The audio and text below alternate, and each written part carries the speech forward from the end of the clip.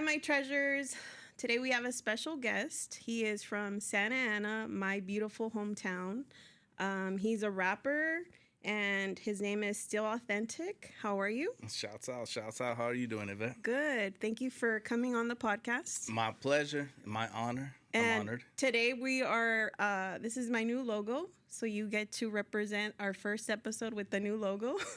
Nice, nice. I like it. Yeah. I'm not sponsored yet or anything. Guess what? What? All of my stuff is the same thing. It's all independent. Yeah. It's all independent from me. And last year, the year before, and this year has been like the most. Okay, I'm making money back where it's paying for itself, and Good. and some. You know what I Good. mean? So I've been. You'll find out. I've been making music, holding down a radio show on the weekends for a long time, and Yeah. now it's like it's Paying talking off. back to me. Good. Yeah. So it's the universe is saying, "Hey, man, thank you for putting in those 10,000 hours." That's what they say. But that's what you got to do, otherwise it's not going to happen, you know? Yeah. Now Like I had a vision, and then like cuz I started recording in my apartment, and then I recorded outside of a restaurant, and then what the guys that's been helping me, he's like, "Hey, I have a guy." Right. And then it was just like I just been recording here ever since. And when you have a vision and you're just disciplined, you know, and everyone knows, like my dad, like everyone's just like, yeah, we support you and stuff like that, you know? Yeah, no, it's cool. It's cool. I know it's not easy, especially in the No. beginning. And then, set small goals. Yeah, Set little goals obtainable right. that feed your main goal. So, like they call it little universe. What's a good analogy of it? Marvel.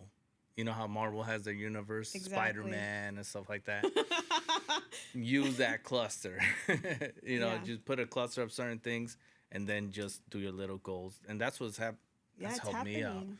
I always try to find the best people. I've learned this from Jerry Buss, the owner of the Lakers, from hearing about him. Yeah, Hire the best people of the stuff that you can't do. true. So I'm all like, Delegating your yeah, and stuff. then be like, you know what? I need a videographer. I need someone that could edit. I need someone that could do this. And then you start learning the craft yourself and put your hands into it a little bit. Yeah, I've worked with a lot of different talented people that work on my stuff, and from my shirts, from certain designs. yeah, Cookser. Cookser, I give him an idea. He'll pen me out like what my idea is, and then he'll shoot it to me, and I'm like, this is what I'm envisioning.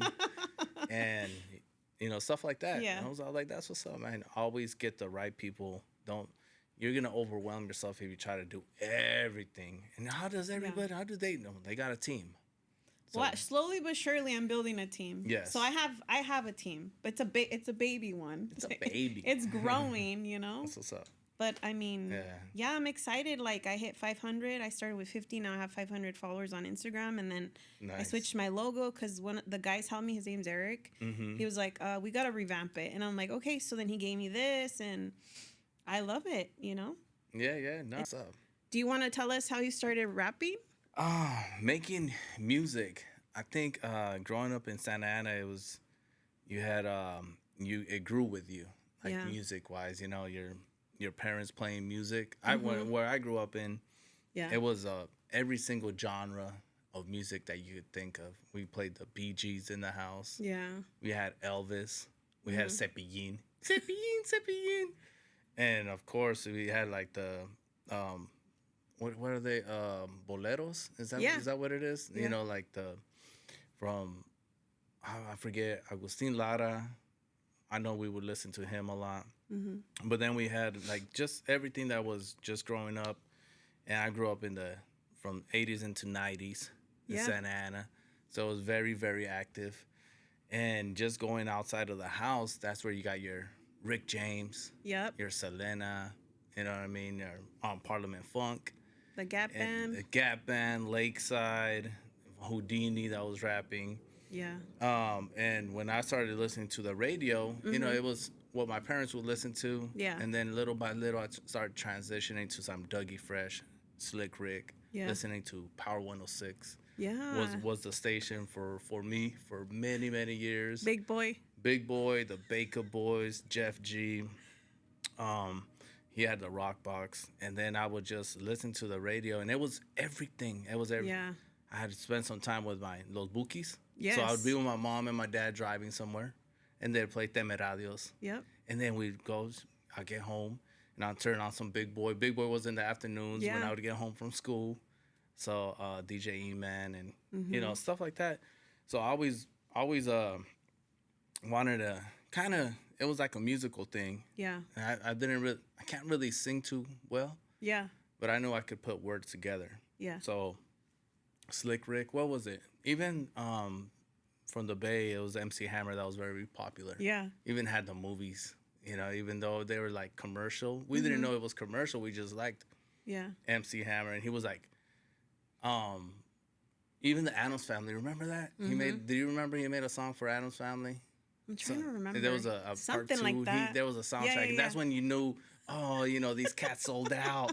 They're not hip hop. Yeah. But I was at the age where I was like, I dig it though. I kind of like this. Yeah. I was from that era where I was like, all right, I'm feeling this. So I was just eating it up. Yeah. And I was like, man, how could I want to be like, make music my own and kind of make it what it is. So how could I rap in English, rap about how I grew up, all in Spanish. Yeah. And then it was Kid Frost, Cypress Hill, Mellow Mayonnaise. Shouts out to Mellow. And then they started opening that door where I was like kind of seeing other Latino artists being successful. Right. Now you have your Little Robs and stuff like that. Your other artists that are growing up like kind of like what we grew up like. So I went ahead and just kind of said it could be done. It could be done. Yeah. And big Death Row fan when it was Snoop Dogg, Dr. Dre, Nate Dogg, DPG, Daz and Corrupt, Lady of Rage. And I remember rapping to Nate Dogg's instrumental was Never Leave Me Alone. Oh my God, I love that song. Remember that? Yes. Shout out to that special person that knows that song. Oh my goodness. That was my song. Was it? Never Leave Me So Alone. the CD I bought that CD at I think it was Ghetto Records in Santa Ana Boulevard, Civic Center. Yeah. And I would write to it. I would write to the instrumentals. And I was like, damn, I think I could do this. And we would, shout out to my brother, but me and my cousin would make fun of my brother because he was like a lover. Like he was just like always in love. Yeah. And we would make like a rap song based on my brother. Oh my God. So it was pretty fun. Yeah. But that's what got me into rapping. Just all those different things that I felt that I could do. Because I had Elvis on a record. And, you know, Blue Suede Shoes or whatever song they would play. That was from my grandma. And then the boleros, the Spanish guitar, you know, the soft music. And then from everything that developed into me, I was like, I could do this. Yeah. And obviously being a guy, writing poems, that was a big thing. Bringing poems to life. Yeah. I'm like, I could do this. So I'd write like, I'm married now, so forgive me for what I'm about to say. I would break down the girls' names letter by letter, and then I would just try to write their name. You know, we were graffiti artists also. So I would write their names, and I would give them an acronym. And then I'd give them a love letter that That's I so liked them. cute. It was just, the wifey doesn't mind now, but that was like back in 40, 50 years ago. Just kidding. But that's what cool. got me into rapping. And what you know? gave you that name, the Still Authentic? How'd you start with that? Those are the city I come from, Santa Ana, and then my actual initials to my name, last name, first name are S.A. So growing up, there was so many people that would switch up. And I was like, damn. I was like, man, you see so-and-so, he's this now. So-and-so, he's that now. So-and-so is this now. And not to diss them, but I was like, shit, I'm going to keep it authentic. And I was like, I'm going to keep it authentic. Not that we cannot evolve. Yeah. We do evolve. Right. But at the same time, we just keep it us. We keep it authentic. So it was like still authentic. Yeah. Santa Ana. And then when people people that know me personally, they're like, eso es por tu nombre, ya sé. And they'll tell me, ya sé, es la S y la A. That's cool. So it's like a triple entendre. Yeah. So paying homage. It's a tough sell, though, because for people outside of Santa Ana, they won't want to wear like an SA. They'll be like, I'm from LA, I can't wear that. Really? I'm like, yeah. What the? Because, they don't want to get caught up on something that they don't want. I was like, somebody's going to show up to me. What does that stand for? What does this stand for? Yeah. And I recognize it. When I'm out of state, they'll ask me if it's for San Antonio, if I'm in Texas. And what do you say? I was like, no, it's just still authentic. Yeah. And this year, hopefully, I'll be in El Paso in August. So I might take it. They might sell. Yeah, People from San Antonio might go to El Paso. You never know. Do it. I'm gonna be like, hey man, this is still. Oh no, San Antonio, homie, go ahead. Yeah, just go with it. Buy some merch. Sure. No, but I tell them it's still authentic. It's me. But I get it. So there's different things that now, like my merchandise, some of it will have the SA in it, and then the other ones I have like a dog, which is really dope. I call them the mogul, SA the mogul, because you see the mogul, you see the logo. So it's a little scheme that I have. Yeah. And people love the dog. Yeah. There's a blue pit that my friend has. Oh, cool. So I gotta shout him out, Rocky Balboa. His name is Rocky Balboa. Blue nose pit. So you'll see him. Cool. You'll see him. Yeah, definitely.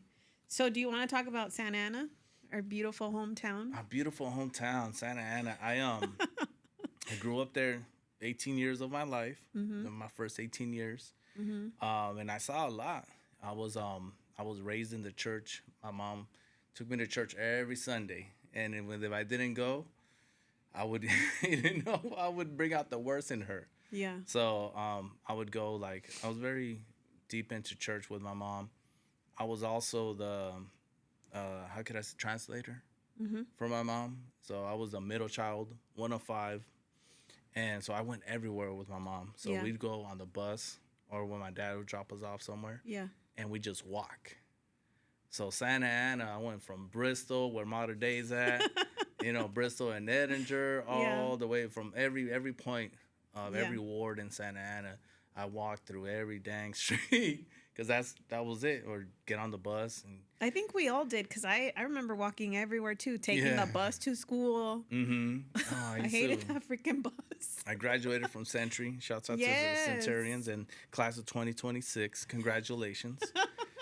I would walk from Century all the way down to where we grew up at. Wow. And I'm passing 3 different neighborhoods.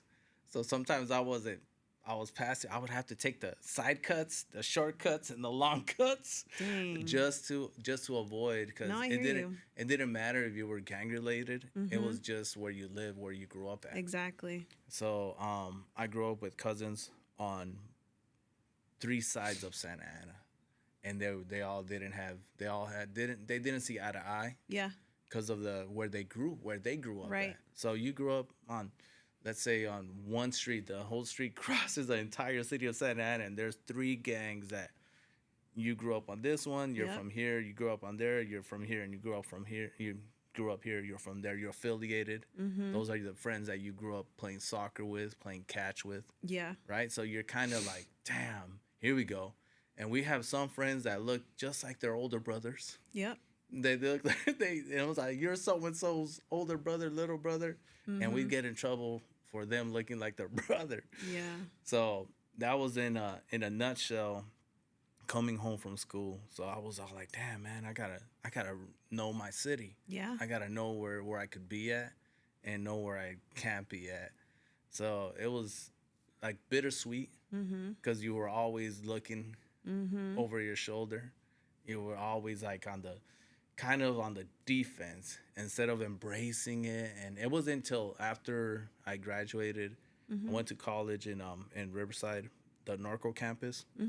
And when I came back, I was able to embrace my city more. Yeah. And see, because I wasn't in the elements anymore. I wasn't like watching, like waking up to freaking somebody trying to steal your cans. Yeah. I was like, gosh dang it. Yeah. Freaking people really try to steal your cans. And I'm all like, now we have to go. you can't leave your car on warming up. Oh my God, Because no. somebody's gonna be walking and they'll take your ride from you, and then there you go chasing, trying to get your car back. You know? I remember because I went to Roosevelt, and I remember I had I was already in 5th grade, and I was always so scared to go home, and it was only like 2 blocks away, but I would run home because I was scared of like crazy people or like some homeless person. That was the scariest part. Yes, I had to run home. Yeah, that was the scariest. The drug pandemic and the homelessness, and then the people, you don't know their mindset. Exactly. And you don't know if they're coming down or they're going up, and what the hell are they on. Exactly. I had a traumatic experience with my mom. Yeah. So we're going to, it used to be called the 98-cent store. So this one's on Main, and it's Main and not Pine, but the next one over. But there was behind the Pep Boys. Okay. First and Main, there's a Pep Boys around there, and then there was a 98-cent store. It's not there anymore. It's something else now. But there was a homeless man, big, tall, big man. Yeah. He was bald. He looked bigger than life.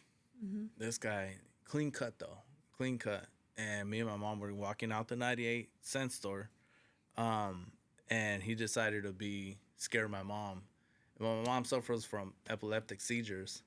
So she had a seizure, and my mom, I had to hold her while she was having a seizure because this homeless man scared her.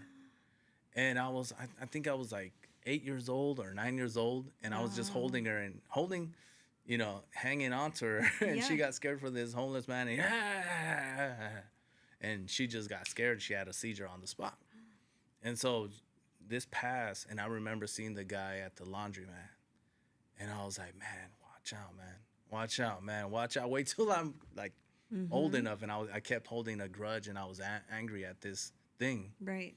And I didn't have no sympathy for the guy. Right. I was feeling that anger. And it was just like, damn, man. I kept seeing the guy as I was growing. I was just like, okay, I still see he's around. He's scared around. He didn't do nothing. He just screamed, and he startled her, and she got so scared that she had a seizure. Right. And next thing you know, the guy's on the floor, just bummed out, just on behind the laundromat. This guy's like, worst day of his life type of thing. He was dirty. He had a feces on him. He was bad. No way. This guy was really, really bad. And I don't know if you remember, they used to have a pager store. Yeah. Like right around the corner. I went and I called an ambulance for him. I asked him, hey, can you get some guy? Yeah. And instead of being angry and getting my revenge on that guy, I was a little bit more empathetic for whatever the hell he was going on. And I didn't make an excuse for me not taking advantage and getting revenge. Yeah. I felt me doing the right thing was a bigger thing. And I told my mom, oh, mira el señor que la asustó. Le hablé a una ambulancia porque estaba malo el señor. Oh, gracias, mijo. ¿No se recuerda? No, ya me olvidé. So even though it's a sad thing, like I forgave that guy for, hopefully, I don't think he's alive anymore, but his day, like I wish they could find help and they could be sustainable, because not every homeless person is a drug addict. Not every drug addict chooses to be a drug addict. Right. Sometimes it's hard. It's hard, and in Santa Ana, you do see that a lot still to this day. Well, you'll see that even in San Bernardino. Yeah, it's insane. Yeah. I mean, it's sad to see them out there, but like you said, most of them, they do want help. Yeah, and it's not up to everybody. Like we were speaking earlier off camera, trying to find the right people to do the right thing, the right professionals. Like, they're trying to bring back where people try to rehab centers.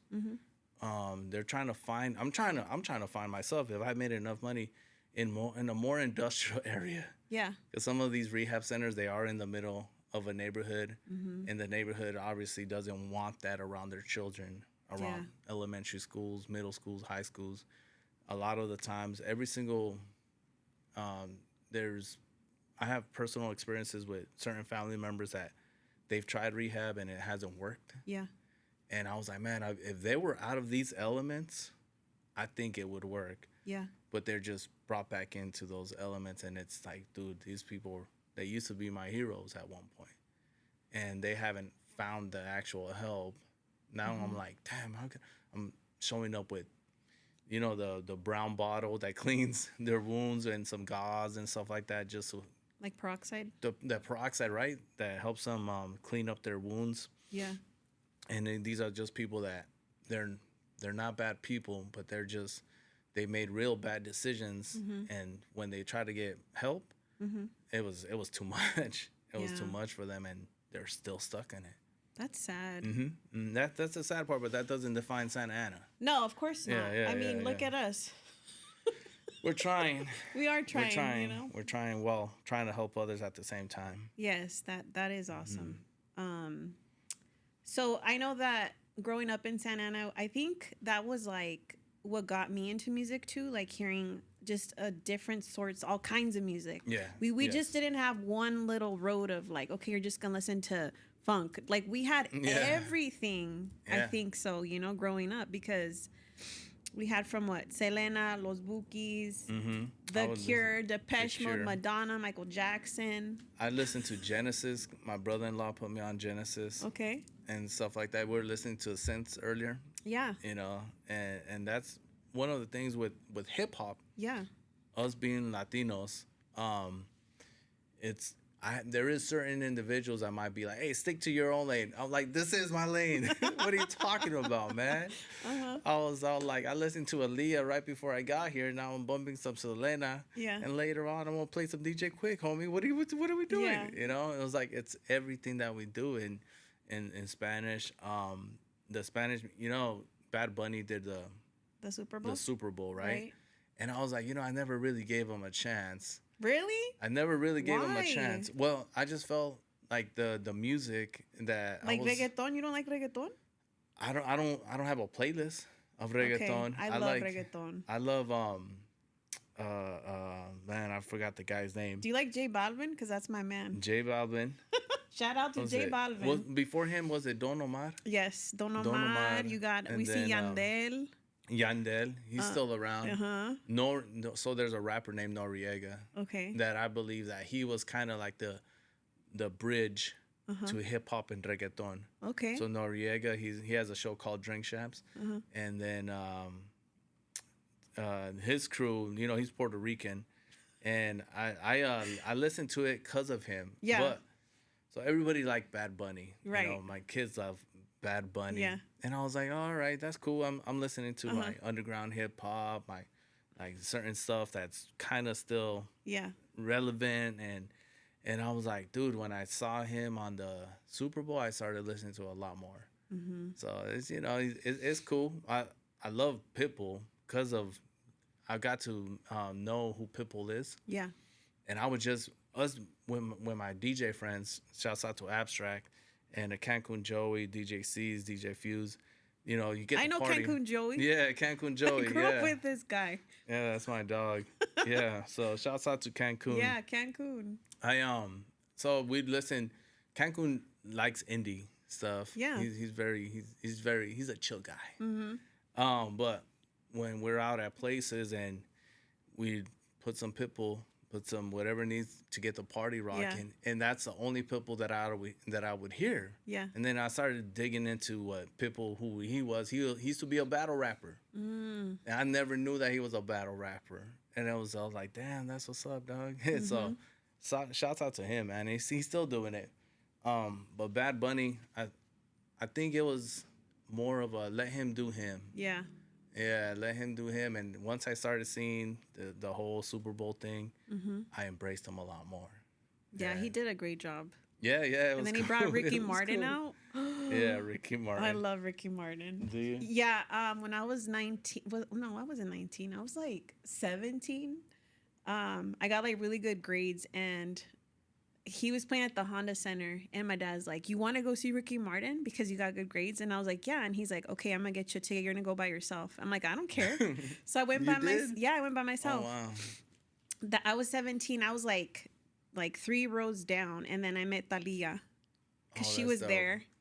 And then fast forward now, I went to see J Balvin by myself too last Nice. year. Did you? So I mean, I don't know. I like going to. I like doing things by myself. A lot of people Yeah. think it's taboo, but it's actually pretty fun. I, You get to meet people. I saw. I went to movies by myself. Oh yeah. So I saw Clica. Okay. That was. I thought it was cool, just cause on a Sundays, like kind of that's my free day, but it's not my free Yeah. day. And then right before I host a Sunday school show on Hits 101 Radio, and we usually do by 7 to 9. So I had 3 hours to kill, and I wanted to support the movie Clica. Yeah. So I said, hey, you know what? I'm gonna go. So I went to Fullerton. I went to one where you could order. I think Like mobile app. it was like mobile app. I forgot how Uh-huh. I ordered or I paid for it, and then I sat down and they bring it to you. Uh-huh.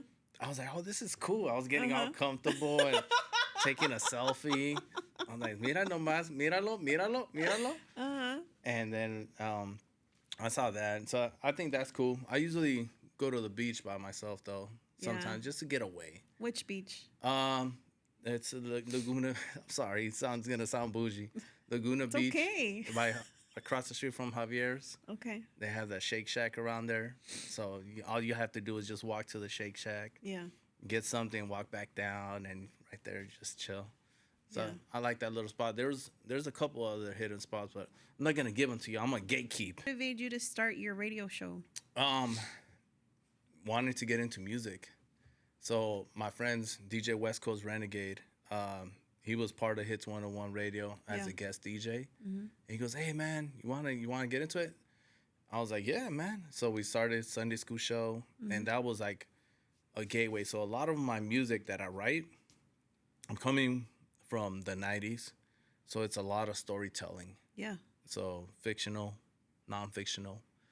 You got to be careful with the non-fictional. You know what I mean? But I would just like on the radio, I get to tell the stories that I'm writing in the music, and then hopefully one day I could actually make them into like how they're doing now, the little movies. Yeah. Have you seen on YouTube that they're doing little series?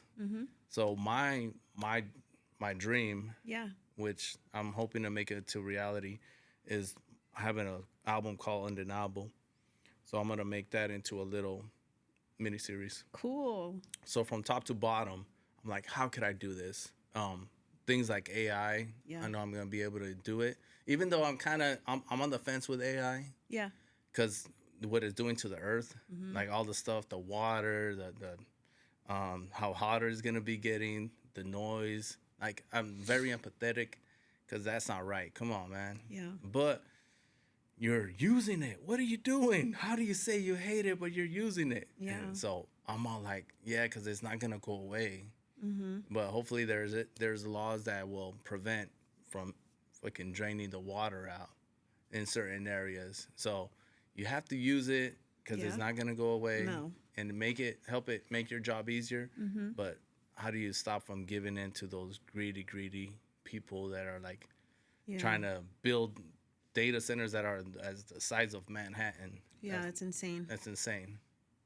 So yeah, that's what I'm saying. So the radio show got me into hip hop, bringing in other artists, talking like as we are talking to ourselves, finding out, oh, you do this, you do that. Oh, Yeah. that's what's up. This is what I have. Oh, you know what? I could help you with this. These are the services that I do. All right, great. So that's what I started doing. What works is people having the same drive as you. Exactly. So that's how you build your team. Like the same, you're into this, you're into that.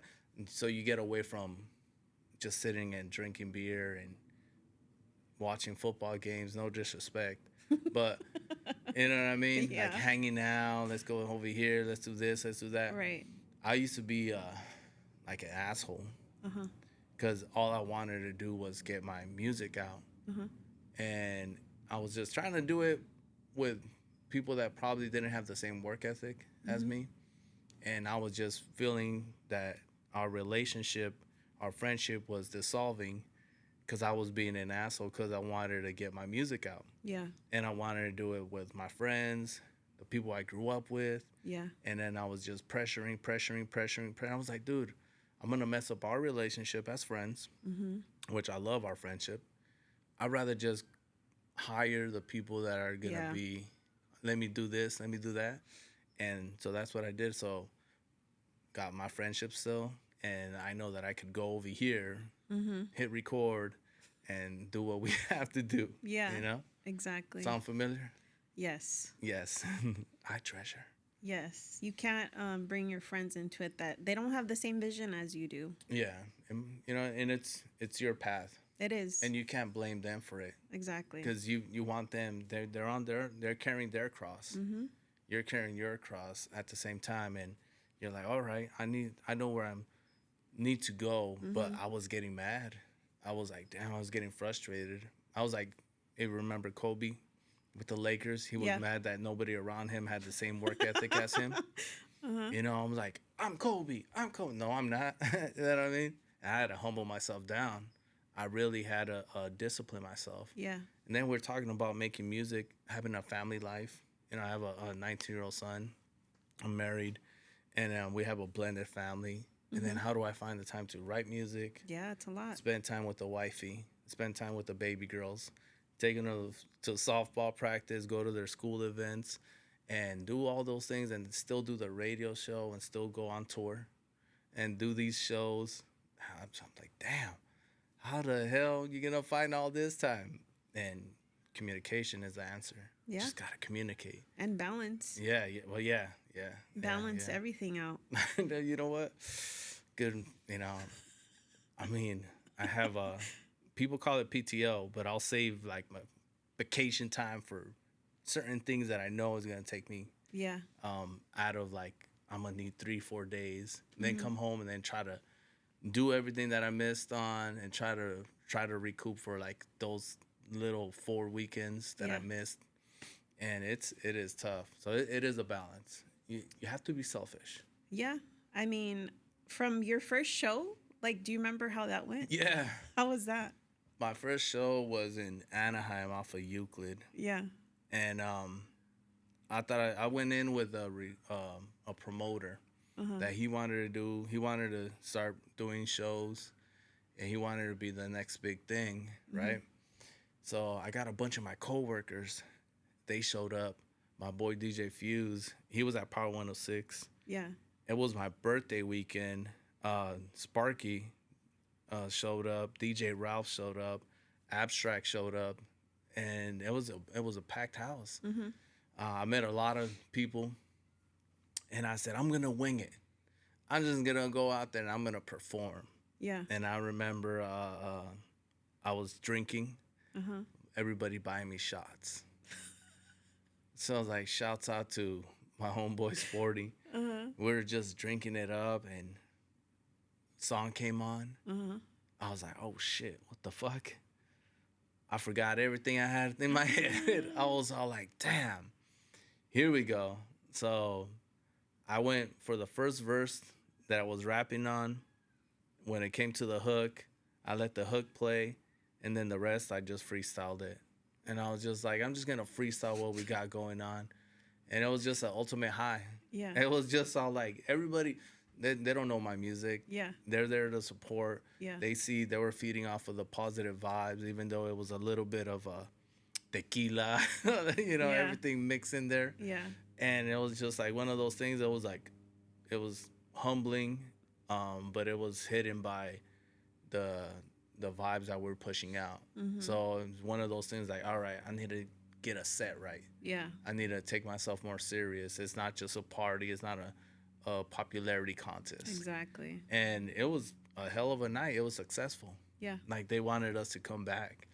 They wanted us to keep doing it. And it was just like one of those things where I was like, me and the promoter. Yeah.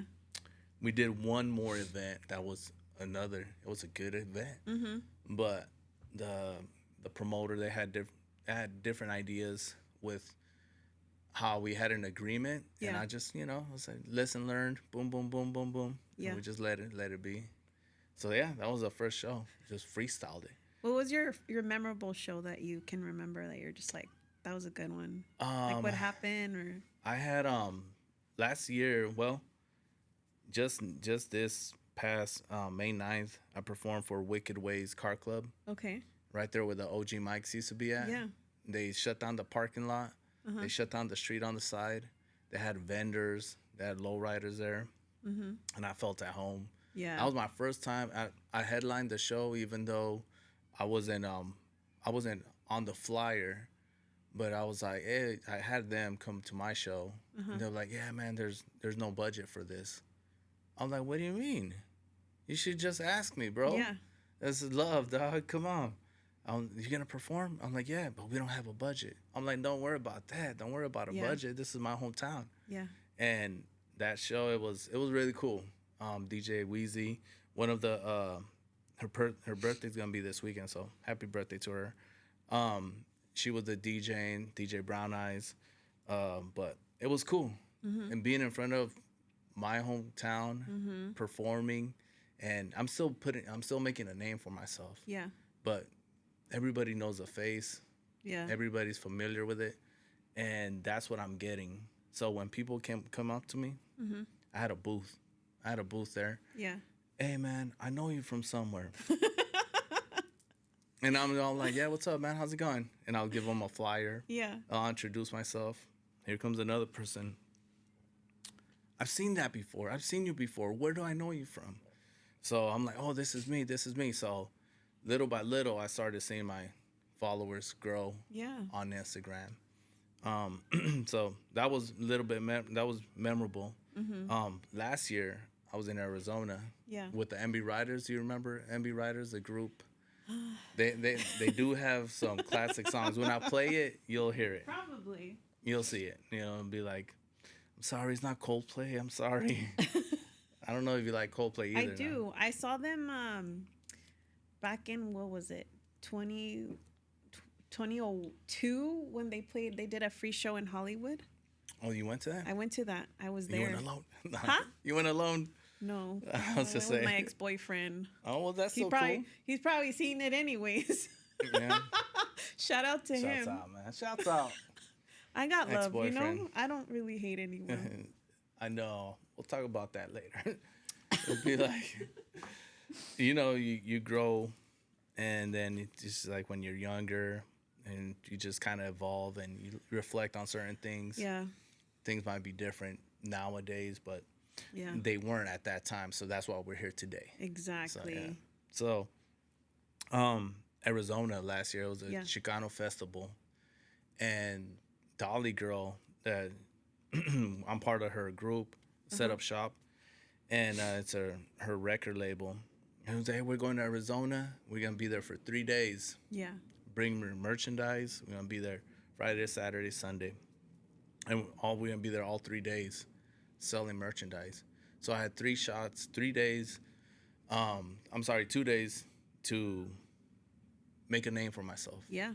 And they said, all right, go out there. Every single person I see, I'm not shy. Yeah. Hey, well, how's it going, G? What's up, dog? How's it going? Boom, still authentic. I'm from California. So yeah, we could tell you from California.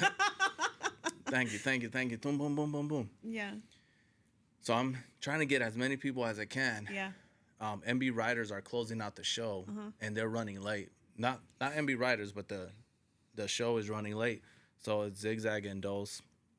And Zigzag tells me, I'm like, hey, man, and tell him to hurry up, man. Come on, we got to get on. Yeah. All right. So I go over and I tell the people, hey, you guys got to put us on, or whoever needs to go on, put them on there because it's already getting late. And MB Riders have to go on. They have a set time, and they're already running really late. Yeah. And they're like, they looked at us. All right, you guys are up. So, all right, go. I was like, introduce me. All right, you guys. So the person was all like, all right, you want to tell me what to do? Go up. I went over there, and I said, I showed my ass out. I performed because I was like, hell yeah, I'm gonna show them who I am. Yeah.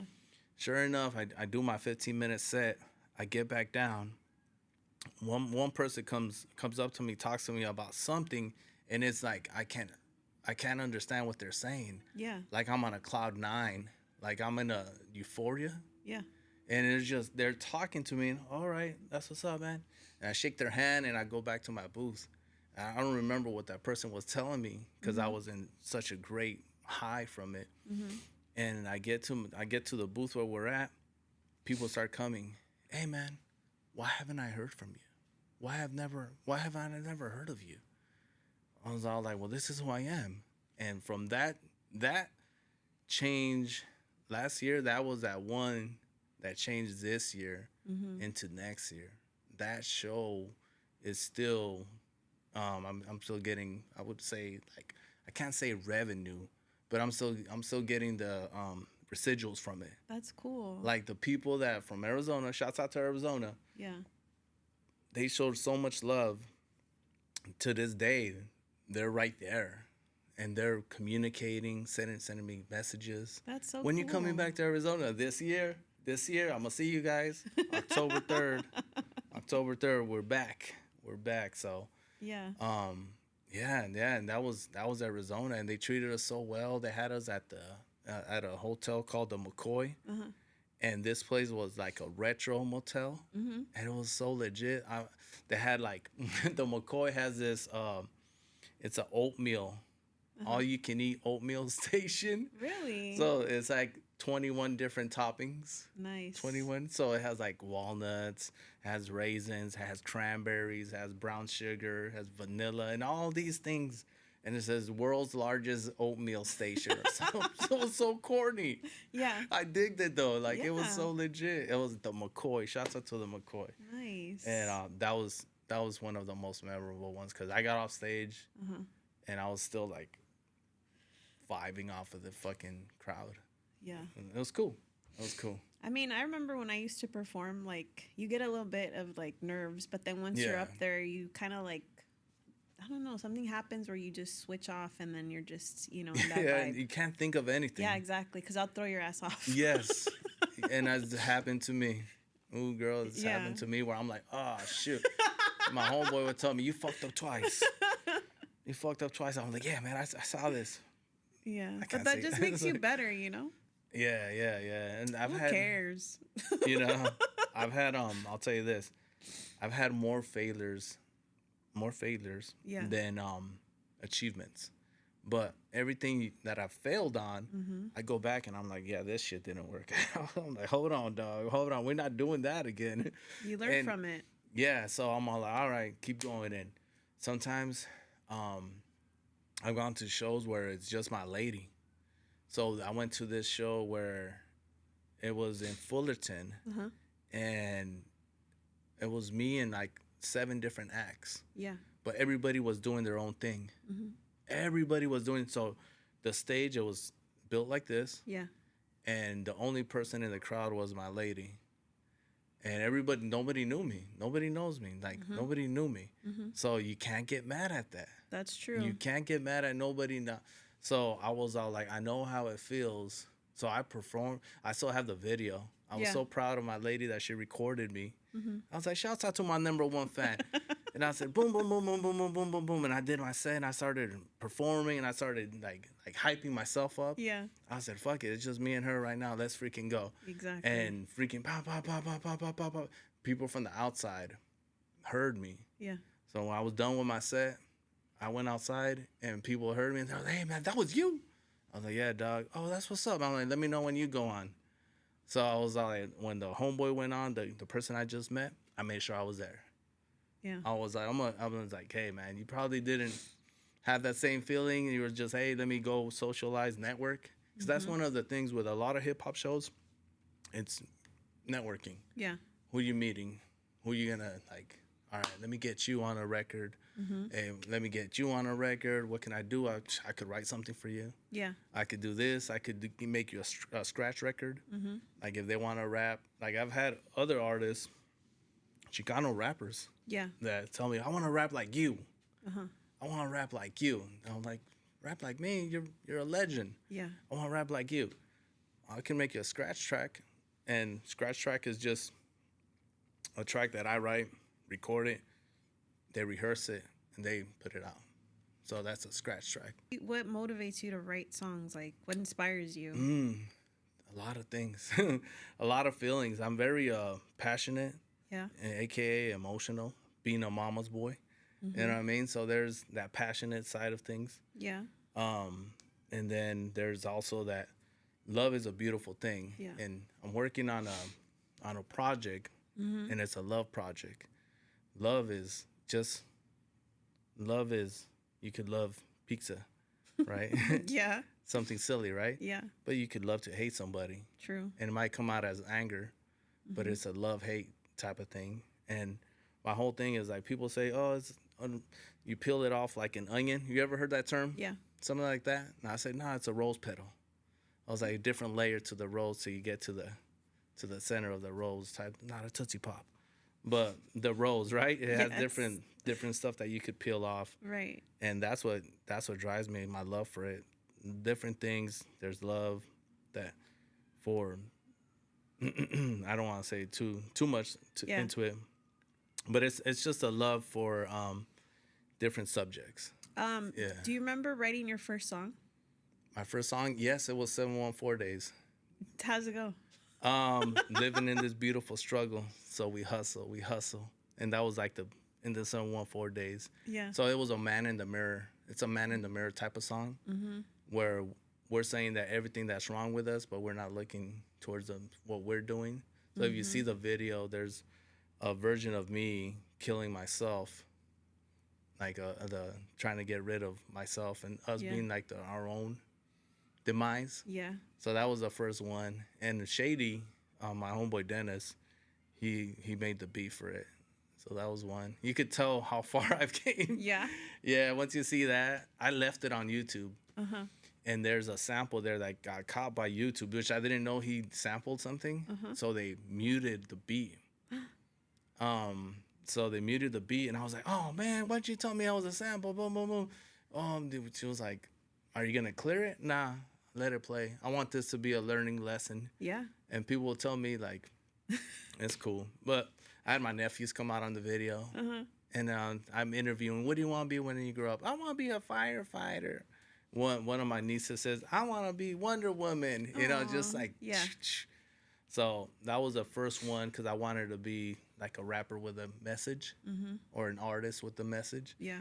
And then I was all like, man, people don't want to hear a message. Like, there's a song I have called Inebriated. Uh-huh. And there's a video for that. And I don't have that one on the DSPs yet. But I made this one with T-Row from the Cushaholics. And it just talks about partying. Yeah. 1 shot, 2 shot, 3 shots, 4. One more shot for that 714. And we shot it at the Boulevard in Costa Mesa. Uh-huh.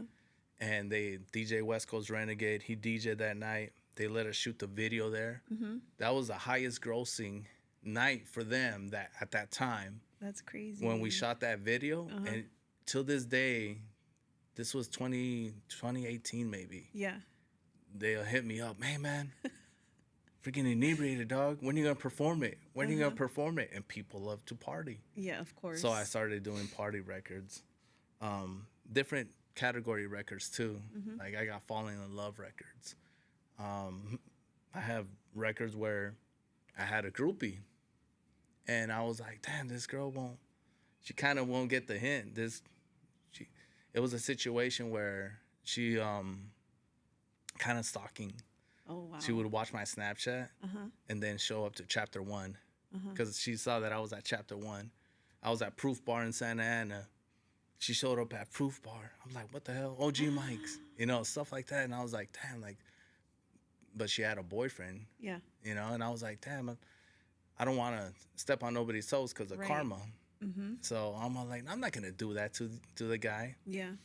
And the guy was like, he was like kind of like an asshole, but that wasn't my problem. Like, Yeah. I was just all like, hey man, if you're not happy, leave your relationship and do things the right way, right? Right. I'm telling you, I was raised in the church, Yeah. with both parents, Right. and I kind of, what entrapment is, right?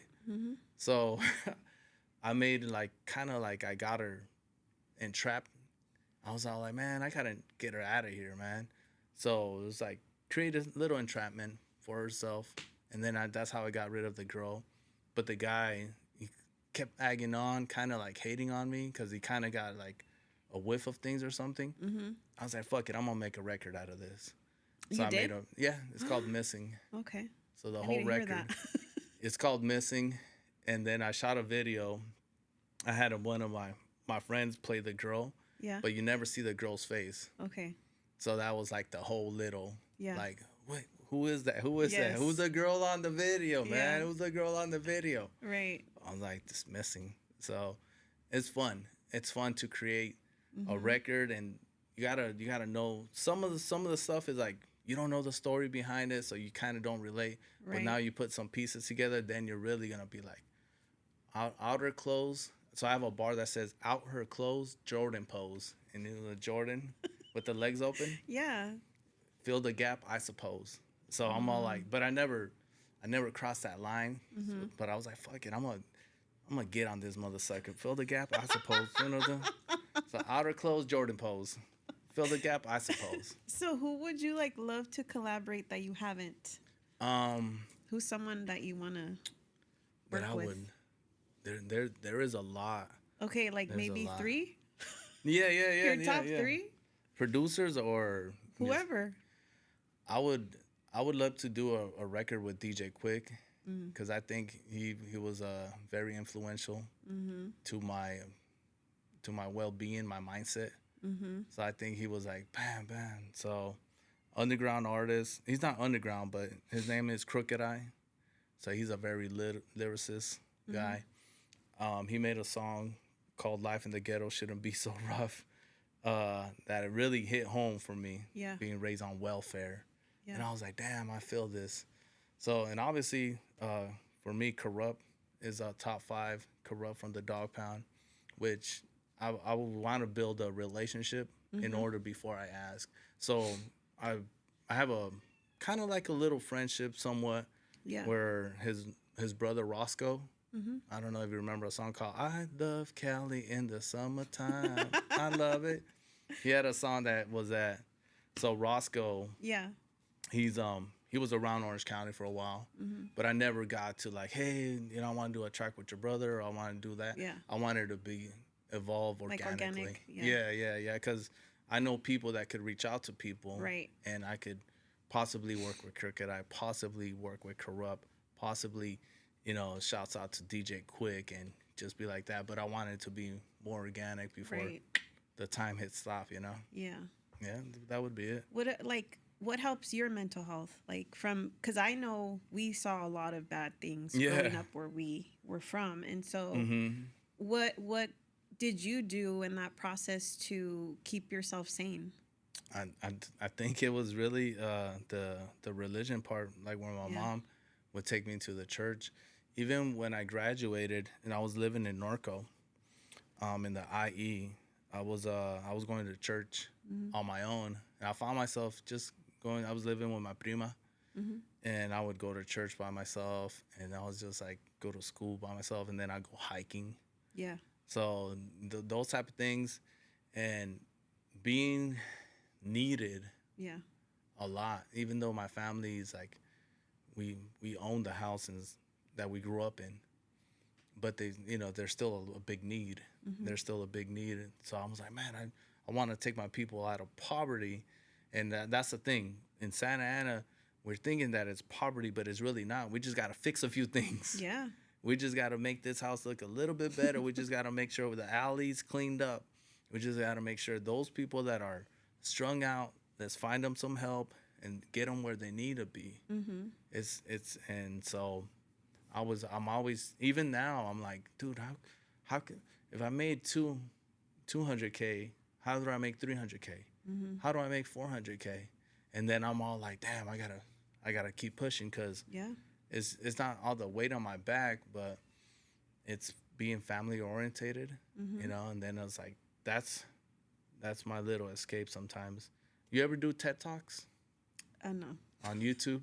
Well, like, you mean watch them? Yeah. Yeah, of course. Yeah, TED Talks. Yeah. You're driving. Yeah. So I'll do a lot of that stuff too, like different books. Have you read Let Them by Mel Robbins? Nah. She's good. Is she? Yeah, you gotta hear that one out. Let She Them. has a TED Talk on YouTube. I probably probably heard the snippets because I'll let it play and I'll just be driving. Yeah, she's amazing. And I'll go to that. What's the guy? The First 90 Days is a book that I read when I was trying to like just get different promotions in life. Just and some of the stuff that you read is not only for like work, it's actually for us, for our character, for how we communicate with people, how we carry ourselves. And when I was growing up, it was like either, ay, sí, mira, tú te crees muy, muy, muy, muy. Yeah. Right? Or you're just ghetto. Right? All you want to do is on the weekend is drink beer and hang out. You're a loser. And I was like falling into that trap. Yeah. Where I'm never going to be that. I'm never going to be that. Like I told you earlier, you have to check yourself. Yep. You really have to check yourself and be like, sometimes it is okay to go get a fucking 18-pack or 12-pack, whatever you do. Put it out there on the side. Go get something to grill. Call up a homie. Play some tracks. Yeah. And just hit reset. Right. And then get back on your grind. So those are the things that I do to just try to bring it. And I always circle back. Yeah. Circle back. And do you get this? I want to ask you. Yeah. When do you get more ideas? What time of day do you get more ideas? At night. At night, I'm a night owl. Yes. Oh, no way. Me, I'm a big night owl. Wow. Yeah, at night. I get them in the morning. Are you a morning person? I guess so. I'm not. In the morning is like when I'm mostly trying to call my friend and be like, guess what idea I got, man? You know, so I do voice memos. Yeah. And I'm like, I feel like an old man. I'm doing the voice memos, save them for later, and send them when my homeboy's awake. That's good, though. You need to, like, I mean, why do you think I have this? Yeah. I've written, like, everybody's questions, and I need this, you know? Yeah, so that's one of those things, too. Like, soy cafetero. Like, I love the tea. Yeah. ¿Cómo se llama? Medicine ball? Yes. Right? You know I don't drink Starbucks anymore. Why? Because I like the one that I make at home. Which is fair. which is I'm making but I have the Nespresso. Okay. The Nespresso little pods. Yes. You know, I freaking love them. And I'll have a little Nespresso and then I'll just get ready for my day. I was all like, dude, but the ideas. So at night, by what time are you falling asleep? Okay, well, I work night shifts. Oh, okay. Okay, so that's my brain starts, I don't know, 10, 2, 3, 4, 5. No way. Yeah, I'm like, it's constantly, and I'm sober. So I don't know if that makes a big deal. Yeah, I've been sober for 10 years. Oh, good. That's good. So I think my ideas just come to me, and then I think they just come through me throughout the day too. Like when I'm thinking of. When you're driving or working? Yeah, driving, working, you know, like the logo. I don't know. I was like, I should make a poster, and I made it. Yeah. I should make stickers, and now I want to do merch. And then I got to write the song. Just just things that I think of, I just try to make them happen. Yeah. And that's kind of where I'm going with whatever the process is. Yeah, no, that's good. Yeah. And it's obtainable. All those little goals, you're like, you can do them. Guess what they're adding to their bigger picture, right? Yeah, I'm seeing it grow. Yeah. I mean, it's just a thought, and then it becomes reality. No, I dig it. Yeah. I know.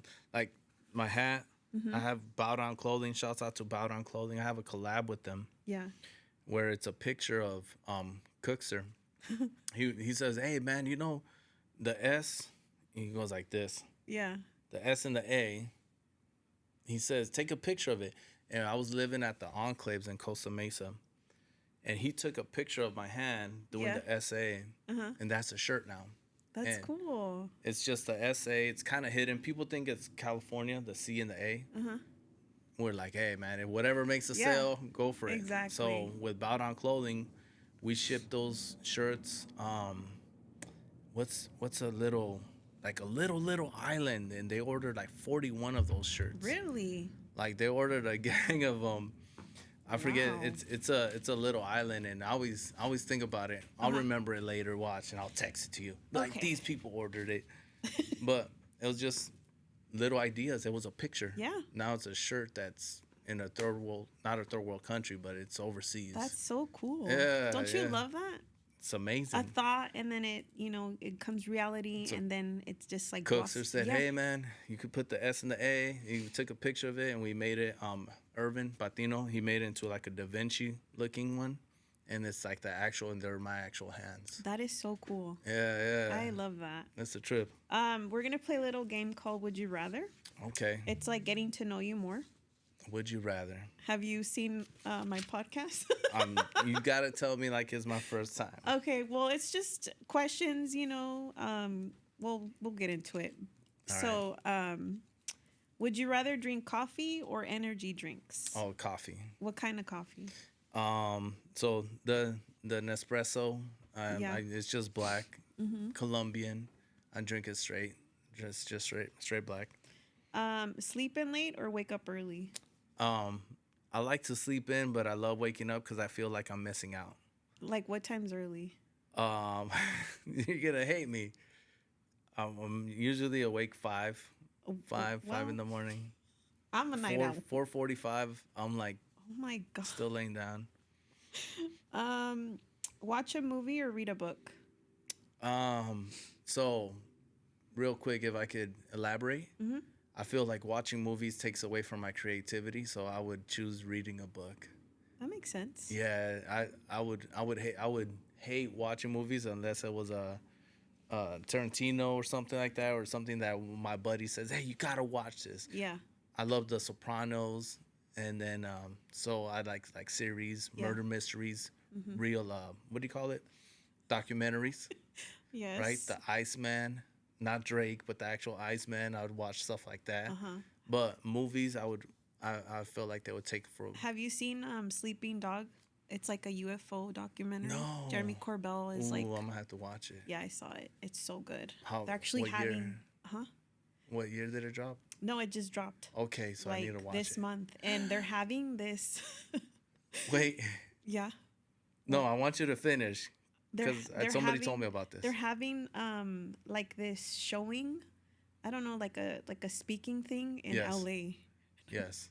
I want to go, but it's No way. taking place right now, so it's not like I don't know. I kind of want to drive up there, see if I can meet them.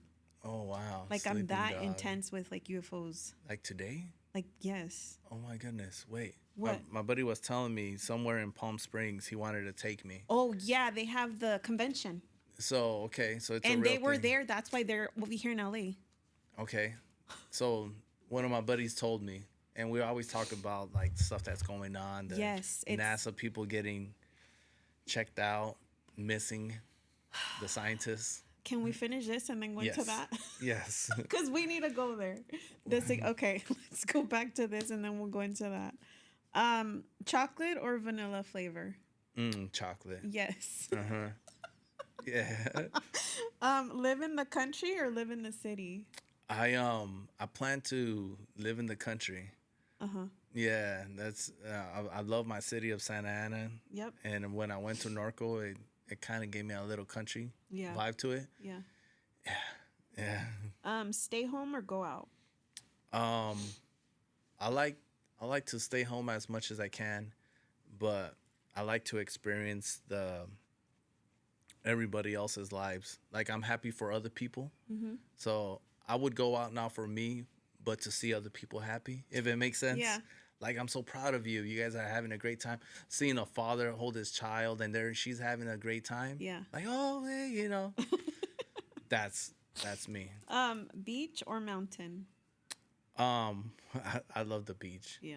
Yeah, I love the beach. Do you think it's because we grew up in like by the beach? I think so. Like I would love to, country by the mountain. Yeah. But if I could choose the beach, it's easier for me to cover up because of the wind and it's cold. But I would choose the beach. Yeah. Summer or winter? Summer. Yeah. My birthday's in the winter Wait, when's your birthday? in January. Are you January. a Capricorn? No, Aquarius. I'm right. Okay. On the tail end, so it's always cold and wet. It's always So you don't windy. like it? Well, never get to. It's not about me. It's not about me. Yeah. But I do remember like people posting like, "Hey man, kind of sucks that it's raining on your birthday, but happy birthday." I'm all like, man. So yeah, so summer, you know, Bike ride or road trip? road trip. Where? Since I've been traveling, New Mexico, Arizona, I really love watching the mountains, like Yeah. how amazing they are. You see them on, you see them on TV, Yeah. and then when you're actually out there, you're just like, dude, is this real? Uh-huh. And it's like, gosh, dang, you want to get off and you just want to climb a mountain, you know. Mm-hmm. So I'll be road tripping. All right. Batman or Joker? Oh, this one's tough. Batman or Joker? Yeah. Yeah, man. I'm citing. Everybody wants to be a hero Uh-huh. until you find out what Batman's really dealing with, Uh-huh. and you feel sorry for Batman Yes. for what he's dealing with, and Right. Joker's just him. So I would be Joker. Yeah? Yeah, I'd have to be Joker. Okay. Halloween or Christmas? Oh, Halloween, but I mess around with people all the time. I say it, I give people a hard time because I love Mariah. Uh-huh. Oh, I can't wait for Mariah, and but Halloween, Yeah. horror movies. M&M's or Snickers? Damn, it has to be the Snickers almond ice cream. Yeah. that's That's the one for me. I don't say no to it. When I'm on the road, guess what? I'm buying the Snickers almond ice cream if they have it. Yeah. Mm-hmm. Chinese food or Mexican food? Oh, Mexican food. Yeah. What's your Yeah. favorite plate? It has to be. One of my dad. He always make barbacoa really good. Oh yeah. And when I have good barbacoa, it reminds me of my dad. And one time I was in Ontario. I think it was birria. I'm sorry. It was birria that I had. It was carnitas estilo Michoacan off a mountain, and I had their birria, Yeah. and I was like, I called my mom. Mom, guess what? They just hit the spot that day. Yeah. And I felt. You ever seen the movie Ratatouille? No. No, you've never seen Ratatouille. No. All right, when you can't sleep, watch Ratatouille. Okay. Little Chef. Uh-huh. You'll get that. But it's just, I was like, I tasted the food and it took me back to my childhood. Aw. So that's that. And obviously tacos. Gotta love the tacos. Yes. A good taco. Popcorn or chips? Depends. So I've been making popcorn at home. So I'm gonna go with popcorn because I've been adding sea salt and a little bit of pepper and stuff. Okay. The rap, reggae, or rock? Oh, rap. Yeah. I'm a rapper.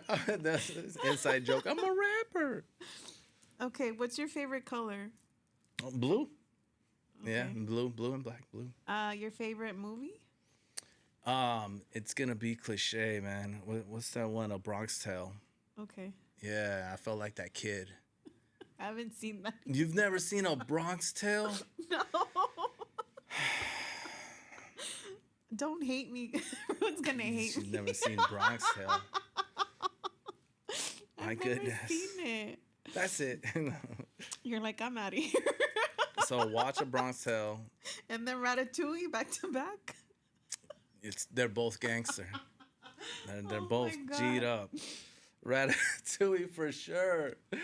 For sure. You're gonna be like, I know why Authentic likes Ratatouille. I'll watch it. Yeah. With the little rat. Yeah. And Little Chef. He's cool. Your favorite actor? For the longest time, it was Robert De Niro.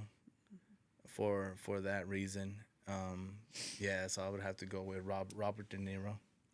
Your favorite food? It would be, but I can't go without, man. Like my favorite food. Yeah. Jeez, it's got to be the tacos. Yeah. Like, yeah, man. I have to go with it. Like you could do so many things with it. Yeah. I do multiple things and make them into a taco. You know. Yeah. Your favorite concert? The concert that I went to was the Jay-Z when he had DMX, Method Man, and Redman, and Ja Rule, and they were at the Honda Center. Yeah. I think it was maybe the Arrowhead Pond back then. I was like trying to figure out, like, Yeah. what was it called before? Yeah, I went to that one. That was my favorite. I wanted to go to the Chronic one where it was Eminem, Dr. Dre, Snoop, and them. Dang. But I was mad at the industry for they were kind of blackballing at Crooked Eye, the one that I told you about. Yeah. They were just not giving him a shot. Yeah. So in protest, I didn't go to it, but now he's cool with Eminem. He's cool with Dr. Dre, and I'm like, man, I missed out on that concert. That would have been the show. Yeah, I heard it was same spot too, Arrowhead Pond. I've seen Snoop Dogg like 3 times. Yeah, I got to see Snoop, Pharrell, Rihanna at the Irwindale Speedway, and then I forgot. Yeah, no, the Neptunes. That's Pharrell. cool. I got to see them. It was really cool. The little chinitos. I'm not sorry, they're not all chinitos, but the little cars that they have. What is it? I kind of like the Need for Speed type of stuff, Fast and Furious. Yeah. They do so many crazy things. There was just like jumping out of the car, and they were doing ghost riding the whip. They were on top of the car while some other guy was driving the car. What the heck? And they're all stunt people. Yeah. And I was like, dude, that's just crazy. It is nuts. Mm-hmm. What's your favorite song? My favorite song, I think it's I Like It by Elder Barge. Okay. Ooh, and I like it. Do you remember? You know? Yeah, I do. Yeah. Elder Barge. Yeah, I'm a big Elder Barge fan. Your favorite sport? Baseball. So I've watched baseball growing up with my father, and that was like our communication. Yeah. That's how we bonded and how we grew our relationship as father and son. It was through baseball, through the Dodgers. So that's cool. That's where I have that love and hate, because I hate what the billionaire, their owner, is part of the detention centers, and he's making a profit off of the people that they bring in. That's very hurtful. Yeah. But I'm like, I'm torn, where I'm all like, man, I love my father because he taught me this sport, and our relationship grew out of it. I remember my father, he was already retired, and I'd come home to visit him. Yeah.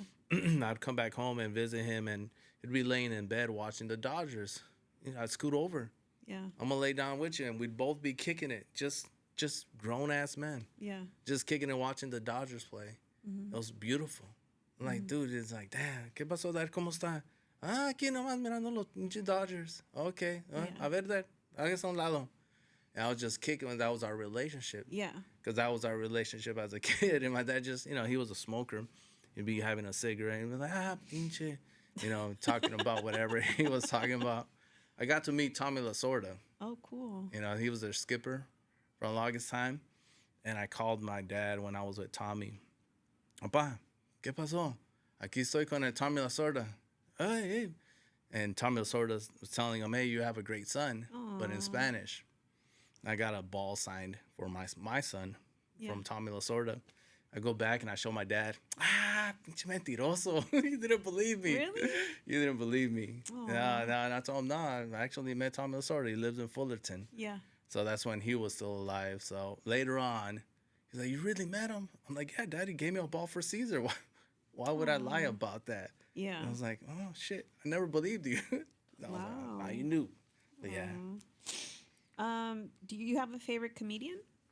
Yeah. I love Dave Chappelle. I love Dave Chappelle. I see his influence on Ralph Barbosa. Do you know Ralph? Yes. You could see that Dave Chappelle was his influence on how he delivers the jokes. Yep. Believe it or not, my friends would tell me that I could actually give it a shot. Yeah. On some stand up. They say, we go to the movies, my friend Junior, he'll tell me, hey man, you could do some stand up. You should do it. You should try it, fool. And I'm like, fool, you just want to laugh at me. Yeah. He was like, no, man. And we just take it on. So I would do a skit, a Dave Chappelle skit. Yeah. And it was pretty cool. So that's why I like Dave Chappelle. I still watch old Martin episodes. Oh yeah. I love how Martin and Gina mesh together. And I was all like, yeah, bring something like this back. Yeah, we need something like that. Do you have any hidden talents? I could probably sing in Spanish. I might give it a shot. I have something that I'm penning for my mom and my dad. Yeah. My mom, God bless her. Yeah. She deserves it. So I want to give her a song, and it's gonna be a bolero. It's gonna be Spanish. So I think I could pull it off. I'm still penning it. Yeah. Like, it's my song about their love. So I don't want to make it weird. You know what I mean? It's like, We're like I told you, cafeteros. Mm-hmm. So it's like, all right, how do I pen this where you're just not a weirdo, you know? But like other people could embrace it. Yeah. Other people could be like, oh, I feel that song, Yeah. and that song could be about a person that they know, but Mm-hmm. I'm penning it about the relationship my father and my mother had. And have you ever lost someone? Yeah, Like very close to you? yeah. Well, my father passed. My father passed, and I know his absence. Uh-huh. I see it I call my mom every night Yeah. and get a bendición, and I could tell like she misses my dad. Mm-hmm. So I'm all like, oh, sí, ma, ¿cómo estaba? Pues aquí nada más mirando la tele sola, and I hear it. Yeah. I'm like, man, how could I'm sorry, mom. You know, I want to be there. Yeah. Ay, no, pues está bien. And my sisters live with my mom, but they can't always be there, you know? Exactly. So, and then when I go there, ¿ya te vas? No, todavía no me voy, ma. So, you know, but it's very special. So that's why I want to make something that I know she's going to be proud of anything, but I want to do that and I want to sing it. And there's also, you know, my wife's grandmother, Mm-hmm. she's still alive and she sings beautiful. She has a beautiful voice. Yeah. And I want also, because she likes my voice in Spanish. Mm-hmm. And she says, sing a song, sing it in Spanish. You have a good voice in Spanish. I'm like, I know, but then nobody's gonna listen to my rap music, you know. Hey, you never know.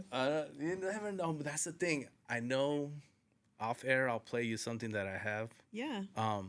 I know it's there, and I'm like, I'm not as comfortable with every word in Spanish. Like I could translate it, Right. but I pause, cause I'm thinking about the word and I'm saying it. Now if I sing it out, it was like pinche pocho. I think once You you know? practice, you'll figure it out. Yeah, You'll be fine with that. Have you like gotten any signs of your dad, like that he's still around? So I miss my dad so much when he had first passed, and I believe it was 2017. It was a long time, and I wanted to see him because I missed him. Yeah. And I'm like, Dad, I want to see you. I want to feel you. Where are you? Where are you? Where are you? And I couldn't. For the life of me, I couldn't breathe. I couldn't cope. The night that he had passed away, the very next morning, I had an interview with a musical guest for my radio show, Yeah. and I didn't sleep. You know, he passed away into the evening, 2, 3 in the morning. Yeah. 4 in the morning, I'm still awake. 10 in the morning, I'm already on my radio show, bringing people in, and I'm just numb. Mm-hmm. And I'm interviewing these people, and my father had just passed. Wow. And it was just that same thing. And I was just like, I was talking to them, and they didn't know my abstract knew, and Cookson knew, and they're just kind of like, you know, being supportive of me. No, let's do this show. These people drove from the high desert to come down here. Let's do this show. So we did the show, and it just really didn't hit me. And then I was like, months later, I had a dream where I was trying to chase him, but he was afraid of me. Like he was trying to go like, no. Like he was afraid of me. I'm like, Dad, Papa. And I was like, man, did I do something wrong? And I was like, I really felt this way. Like I really felt like, why was he going away from me? Yeah. In that dream?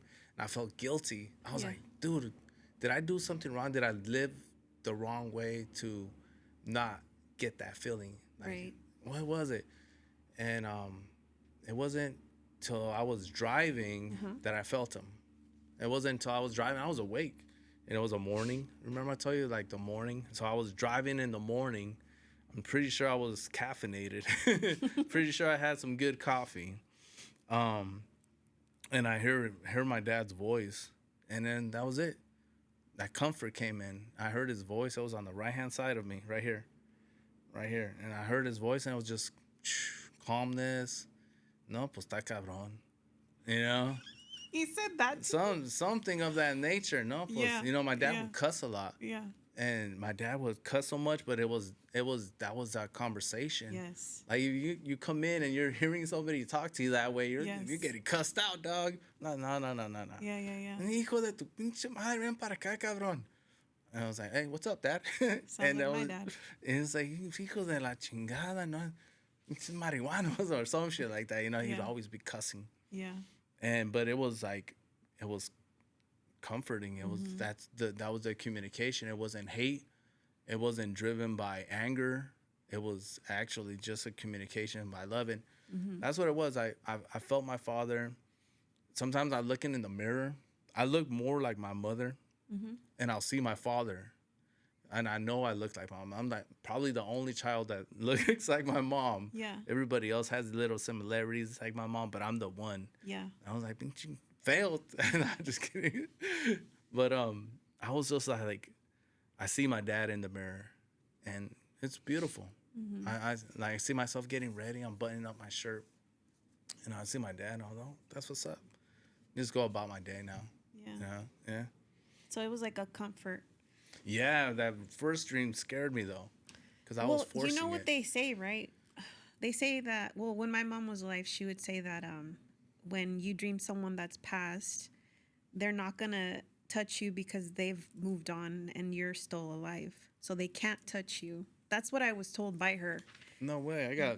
I got chills, but I got them on my leg, girl. And like, I totally can relate to you about how you felt that comfort when you heard your dad's voice, because when my mom passed, I was really, really bad. And I fell asleep in the couch she would sleep in, and my dad was like across from me, and I remember I was just really bad.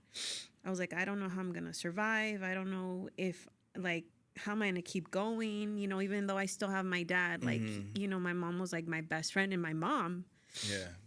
So I fell asleep, and then I dreamt her, and she literally put her hand on the side of me. Oh, wow. And I felt, she didn't say anything to me, but that, and then I just woke up. So it was very fast. And when I woke up, I felt like I was going to be okay. Yeah. So when That's you cool. tell me your story, like you felt, you know, he said something to you and you felt like this kind of relief, maybe? Yeah, no, it did. That's what I felt. It was like, okay. Yeah. I get it. And I'm serious. Like, I know I was driving on the 22 freeway, I think, or the 57. Yeah. And then, no, pues está cabrón. And boom, what the hell?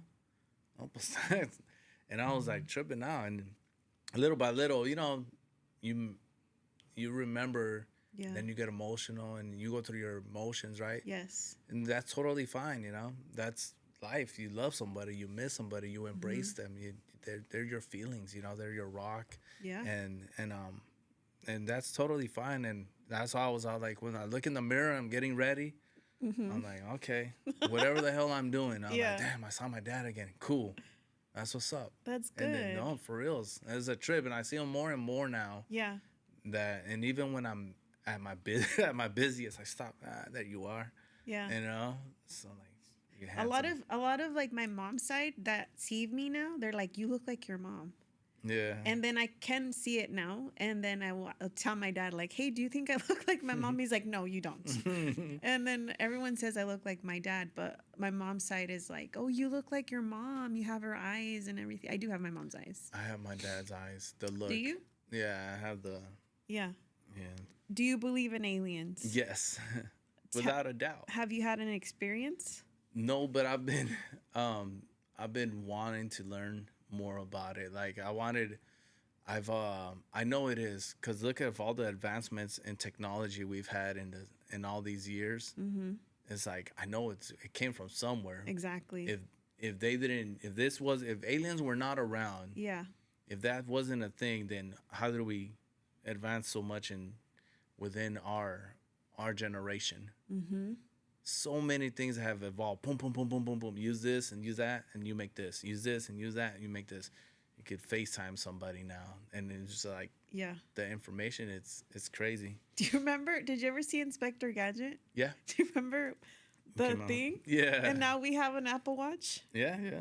Remember, what was it called? Do you remember? It was I forget Go Gadget. I know he would say that. I forget what it's called, but things would pop out. Isn't that a trip though? Yeah, it's just where the mind is at. I know flying cars might not be so feasible. Right. It's because it's too many failing points, but that's it's out there. It's crazy. Have you seen that they're even talking about that they're in the ocean? Yes, I believe that. I'm all like, yeah. We don't even go there. Think about it. We've discovered what, like 10% of the ocean? Yeah. Probably less than that. Yeah. I mean, think about it. Like well, they say that a lot of the spaceships come from the water. Mm-hmm. Like the Navy has reported. I mean, I do believe that they exist. I feel like I know a lot for me being a civilian, but I shouldn't know. It's true. I'm being dead serious. I feel that there's this movie called Sleeping Dog with Jeremy Corbell. And he's been like, I guess on this UFO thing for many years. And I just seen the movie and it's really good. And it showed about like 10 UFOs on there. So is this a movie or documentary? It's both.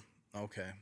And then David Grush was like, he was one of, I don't even know if he was in the Navy. But anyways, he went to Congress 2023 and he talked about how they found, well, they would study the crafts that they found and that there was like non-human creatures in there. Yeah, yeah. So, I mean, it's true what you're saying. Like, if you think about it, I remember when we had a pager and then we got a phone and then the phone with the camera and then now we can FaceTime the transferring so of fast. the data. You know, the frequencies, right? You know, telecommunications, how frequencies are, we don't see them traveling around us, but obviously the 5G where people are saying, hey, you can't have too much 5G, is going to cause this, cause that. Right. All those things fall into that. If you were to be able to see frequencies, you wouldn't be able to see through each other on certain areas because there's so many frequencies that are passing. Well, there's so many things like we can't see with our eyes. Yeah, no, that's what I'm saying. Yeah. But just knowing about how frequencies work, that tells me like, all right, if this information is given to us, how much are they withholding? How much stuff are they withholding as far as the technology goes? Well, the government ain't gonna tell us everything. They don't even know half of the stuff that's out there. Yeah, a lot of the stuff is privately endorsed, funded. Do you know why? This is a question that I asked someone in the government. I said, why don't they tell us certain things? And they said, because they don't want you to know that they don't have it under control. Yeah, I believe that. And then I said, and then there's actually certain places in the country that you can't travel. Like you can't go over. Yeah. Antarctica, and I'm like, why? Even in Antarctica, certain areas in Peru. Camp Pendleton. And I'm like, why? Do you see what I'm saying? Mm-hmm. So do you believe that there's like after the ice wall that there's more continents? What do you think about that? I think, I don't know what they have in Antarctica. Because all the stuff is that they're trying to do over here, the data centers require so much water, and obviously over there, I don't know what they're really trying to do out there, what's feasible. There's so many military programs that I was saying they're privately funded, and a lot of the stuff is where nobody else could see, and that's perfect. Out of sight, out of mind. You don't have to worry about it. Just like you said, we don't have it all under control. No. So why even disclose it and cause a snowball effect where things are getting worse and bigger problems? But I think I'm that type of girl. Like since I've been little, I question everything. Yeah. What would you do? If what? If you met somebody like an alien. One of the things is like, for me, it was like, what kind of radiation? Because I think that's a big thing, like a radiation or what are they into, and how would I react? Would they numb you? Would they control your mind? Will they have things that they attach to you? For me, I feel like ever since my mom passed, there was this dream. I haven't really told anybody, But the day she passed, the next day I had a dream, and she was standing like that, like the way she had died. But when she was coming towards me, it was electricity. So as much as she was trying to hold me, it was hurting me, and like it was like an electric like feel to me. The more I was trying to hold on to her, the more I felt like I was dying. No way. So then after that, I was just like, okay, so then we're energy. So then that's when I was like, I got more into like the spirit realm, and then how there is like something after we pass. Has to be. Yeah. And then if I was to see an alien, I think it's just a different version of like what God probably created, because that's what I believe. I'm not saying you should believe this. It's my own journey. But I feel like if I was to encounter an alien, to me it'd be fascinating. I wouldn't be scared. I would be like intrigued. I would ask questions, and because I mean, yeah, I'm questioning life itself. Like, where do we come from? Where do we go? What is reality really? Like all these questions. I don't know. I've always been like this since I was a kid. Things that I think about, like how would I communicate with them? Do they speak English? Do they go off of vibes? Do they go off of auras? Well, like off of our aura. I've had Dre on the podcast, and he's like a healer, and he's had alien encounters, and he says a lot of it is telepathically. Yeah. So they're in your head. They'll talk to you. And be like, man. I mean, it's a trip. You know what I mean? A trip out. When I was a kid, I always wanted one to show up at the house in Santa Ana for whatever reason. When I lived in Norco, not so much. Yeah. When I was in Norco, it was just more like kind of country. We're just, your neighbors, everybody minds their own business. Yeah. But in Santa Ana, todos los chismosos, everybody's on everybody's business. Mira. Mira quién anda llegando allí. ¿Cuál carro es? They would know what car is stopping at the house. I would always watch, and we had a big window. We have a big window on the second floor. And I would always look out the window, and I was like, man, I wonder if a UFO is going to show up. And we had cable. So back then it was a USA Network. I don't know if you remember USA. It's one of the, they would do, what is it? Raw. The WWE, but they would show the horror movies and the alien movies. I remember I would watch that, and I would unsolved mysteries, right? And I would be like, man, I wonder if I would encounter, what would I do?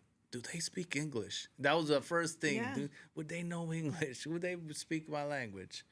But yeah, we're getting closer though. We're getting a lot closer with not just advancements. And I know there's so much out there that all these things that they're trying to cover up, they're giving us a little bit more information. So I need to make sure I get that movie information from you. Yeah, and then what do you feel about all the scientists that were like murdered? And they're part of a bigger thing that they're trying to cover up. Exactly. Like you made a good point that they don't have the control. They're not controlling it. It's like, damn, like you have a pasta and you have the boiling water and it's bubbling out, it's getting out. And these people, for them to all be missing, some of them are gone. And it's just like, what is it that they're trying to stop? It's yesterday I was watching Worst Neighbor or something, one of those murder shows. Yeah. And this person was cashing in on life insurances. So every person that she would encounter, she would befriend them. And then she would take their identity and try to cash in on put out a life insurance thing, right? And I was thinking, I wonder if somebody's cashing in on these people. How much who is benefiting out of their death? Yeah. And I couldn't figure it out. There's too many people missing. There's people missing. New Mexico, different areas that they're missing from. Do you believe in Sasquatch?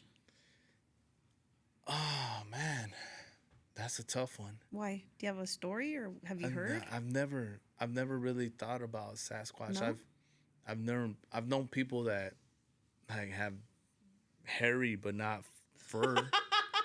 Like hairy people. Like I've known you seen the people with full hair on their back. Yeah, I'm not talking about that. Do you believe in Sasquatch? Yes, Yeah. I have heard of stories. I just feel like there's too many.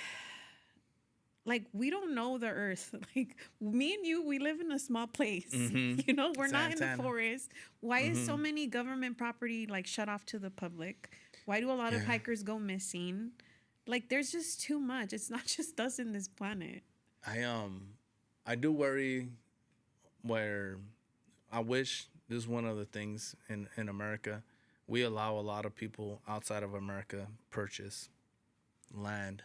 Mm-hmm. So I know there's China that purchase land around military bases, and they're big in spying on us. On everybody's trying to spy on everybody. Mm-hmm. That's just the rules of engagement, right? Everybody's spying on. They're just not trying to get caught doing it. Mm-hmm. And I think there's certain things that they're trying to limit off of public eye because they're doing chingaderas already. But I don't know about Sasquatch. I don't know. Really? There might be okay, have you heard? Do you believe on the chupacabra? I believe there's a lot of stuff out there. Chupacabra? You don't? I got what's it called? So maybe I do. My vibes told me yes, you do. So La Llorona, stuff like that. Yes. Do you know her story? That she drowned her kids? But beyond that, like, you don't know her story? No. And then when I wanted to watch the movie, yes, there's a not that one. Okay. There's like a black and white one that I saw in Santa Ana. Like, this was like, I don't know, when I was like 15, I saw it. I was afraid it was gonna be too Hollywood. No, it twisted. Was not that one. There was a black and white one in the 1950s about the Llorona. I don't know what it's called. I'm pretty sure it's not called the Llorona, but it was her story. And it was about, she was like some type of mesquite or something, and she was in love with one of the king's son or something like that. And so they were like together, but the king's family didn't, the king's son didn't know they were together, right? Because she was she was like a peasant. So she had kids from him, and that when he left, that he was going to come back and marry her. But when he came back, he got engaged to this other girl who was like this princess somewhere else. And so then they ended up getting together. She goes to like their engagement party, like on the side. She sees that they're together, they're going to get married, and she drowns her kids. Wow. That's the real story. No way. And they ended up burning her, and then, yeah, that's the story. So there's a lady going down the rivers and stuff like that. Mis niños, mis hijos. Because she regretted killing her kids after they burned her at stake. Wow. And that's her spirit probably still here. On, what's the... Purgatory? Purgatory. So that's the story. I never heard of that story. I'm all like, man, I have to Google it. I'm gonna take notes from you. Yeah, no, I've had spirits encounters. How was that? The basement in Santa Ana, the front house where I grew up at has a basement. And so I used to stay in the basement. I made it it's twice as big as this. And it was my room during high school. Yeah. And we'd have kickbacks. We'd hang out. We'd have like the little DJ. We'd play music. And one night, I remember I had a cable box. It was called the Moxie DVR. I had a cable box, and I had a Sharp TV. That's the brand, Sharp. Yeah. So the cable box only went out through components. You remember the red, white, and yellow? Yeah. Right? So I would go to video 1 or input 1 to watch TV. The DVR would reset on itself. By itself, it would just like update. So I'm laying down on the couch, and it was a red leather couch. And I fall asleep. I'm falling asleep, and then the TV turns on, nothing but white noise. And I'm like, what the hell? And I'm laying down on this long couch, and sitting practically on my head is this lady, and she's looking down at me, and she's petting my hair. Look, you can see. Oh Could you see my that? God! Yeah. So the lady, Chills. my chills. The lady is petting my hair, What the? and she smiles at me, and she goes and she stares at the TV again, and I'm all like, "Oh my goodness! Oh, whoa, whoa, whoa, whoa!" And I'm looking for the remote, and where I had these little Japanese red and black lights, the lanterns, Yeah. on a switch. I had a string lights. Uh-huh. And I go and I turn on the string lights, and I get up and I'm like, like if I had ants on my hand. And I'll turn around to the suit to see if there was a lady with the white dress. She was like a bata. You know the batas? Yes. Like a gown? It was a gown. It was a gown. And the lady, she wasn't there no more. And I just felt like, what the heck? And why would the TV be on snow when it's on the input? Yeah. So it's on the input one. So I turn off the TV and I fall asleep with the lights on, of course. Yeah. You know, there's no other way. Right. And the very next day, I go to and I tell my dad, and I said, Dad, and había una señora. And he's like, ¿qué? No, estás marihuano. You know, I was like, you're tripping. And I'm like, no. I'm like, there's a lady, she had a white gown. She had like black hair, but it was thin black hair. Right? I'm feeling it right here. She had thin black hair. Right. And my dad was all like, no, you're fine. And I was persistent about it. What happened? It's like, my half sister, her mom had passed away in that room. Not the room I'm in, but the room above me. She had passed away and she was old. She was older. And I was asking my dad, was that her? And my dad was all like, you're tripping. You're tripping. And so that was that. One time, in the back house, my little sister, she had a real bad fever. Yeah. Real bad fever. Like bad fever. Over 104. She said that she was in and out of consciousness, and that she saw a person that looked like my father right by her, and she described that person to my dad, and my dad was all like, the only person that ever looked like that was my dad, and you guys never met him. And my sister till this day says that was our dad's dad there. Yeah, I believe. And he's from Guadalajara. Yeah. And my sister, we're in Santa Ana. Mm-hmm. That was that, and that was the 2 times that we feel like those are legit spirits that visited us. Now, a dark spirit. Is that okay if I tell you? Yeah, go ahead. My friend, he's very dark. Yeah. You could tell his aura. His eyes are pitch dark. The color of his eyes are pitch dark black. Mm-hmm. Like, he doesn't have a pupil. It's just black. What the heck? It's just dark eyes. He comes over to my apartment one time when I was living in Costa Mesa. Yeah. He goes, hey, man, I got to show you something. And what's up? I got the video of a ghost. I'm like, okay. And it was like, so where were you? He worked at the Mercedes dealership in Newport Beach, moving cars, back and forth, moving cars. Go get this car. Go get that car. Yeah. And at night, where they have all the cars, they have to put all the cars away. He was putting all the cars away. He was recording himself. And he was using the phone as a light and recording himself. I'm sorry. And the moment he was recording himself, you see a man pass by right the back of his neck to the right side of his left shoulder, right by his head, and he looks at the camera. And it's a man with he had a white collar. He looked like Tom Cruise if he was a 70, 80-year-old man. What? And he just passed by and just evil, dark face. And my friend just keeps walking like he never noticed. And he goes, I was watching this video and I saw a ghost. And to this day, we ever talk to Cookster. What the heck? But this guy, he carries that. Yeah. He carries this aura with him. And I'm all like, dude, and me and Cookster, he goes, you think he still has the video? I would call Cookster right now. He'll be like, yeah, man, it freaked us all out. There are people that have stuff like that. And I was like, it's scary. It was. I believe on that and aliens. Yeah. I believe in spirits, auras. Mm-hmm. When you see people walk in, you see like a little, whatever they have. You do. Surrounding them. You know, if you're a bright sunshine.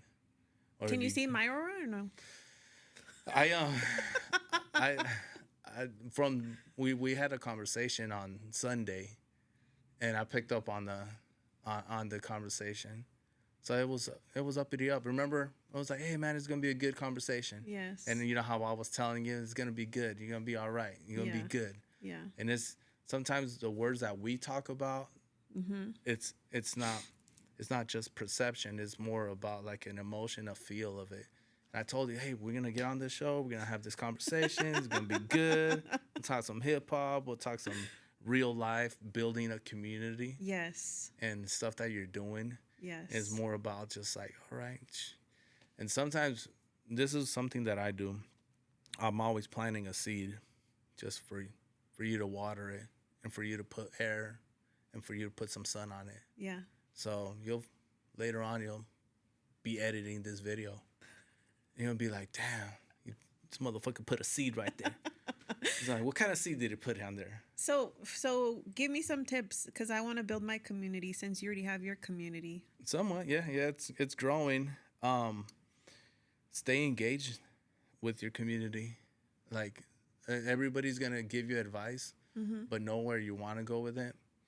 I can't do everything what everybody tells me to do. Yeah. But I'll listen, and I'll always be able to like, oh, this is cool. And when I ask people for their advice, I'll ask them if they've had a similar situation and how did they come out with that advice. So, you said, the backdrop that you have, the stuff that you have, the stickers that you made. Yeah. Next thing you know, we're going to be adding a QR code. Right? You're going to put a QR code and people will be able to scan it and that will take them straight to your Instagram. Right. Or that will take them straight to your YouTube. Right. And then how long did you watch the show for? This long, that long. Then you start making your adjustments. Yeah. But I always say, what interests you? And you find something that interests them. How long did it take? Like how long? So aliens, have you researched that? When was the last time you saw this movie? And your community will grow. So that conversation about aliens, I'm going to watch the movie. Yes. So it's called Sleeping Dog. Sleeping Dog. So then we're going to catch up about it. Right. And then you're going to be like, oh, freaking authentic. You thought this about the movie. So yes. Just like every person you talk to, hey, I got a podcast. It might interest you. Check me out. If you like it, subscribe to it. Tell a friend if you do like it. Do you like short form, long form? What do you care about? Do you watch shorts? Because you open up your YouTube app, it's going to take you straight to shorts because that's what they're selling. And people are just scrolling. So even though you cut this episode down to 10 reels, get at it. So they might skip one, but they might catch the next one. And then stuff like that, and that's how you build a community. That's how I see it. And that's always good engage advice, back. though. I will take that for sure. Yeah. No, well, and always engage back. Yeah. Always, even if it's a small one, go back. If they saw your story, watch their story. Yeah. And show them that same support. That's what I was telling you. Being happy for other people, if you start seeing it that way, it's that's because I would be like, man, why? I'm doper than this rapper. I'm dumb. I get compared to a certain rapper all the time, and they tell me, hey, you remind me of so and so. You remind me of so and so, and I got to meet this person, and it was like, damn, it wasn't what I thought it would be, but it's not over yet. So my perception of that interaction, where that might not be right now is not my community. But later on, that person might become part of my community. Exactly. So you don't give up. Yeah. Is what I'm trying to say. Like, like go that. back, boom, boom, boom, boom, boom, boom. Yeah. Be happy for other people. Yeah. They're like, oh, they got this shot. They could performing with this person. They got backstage, and now they're over here. Just be happy for them, and that universe is gonna thank you back. Right. Yeah. Do you have any goals for yourself? Making my music into movies.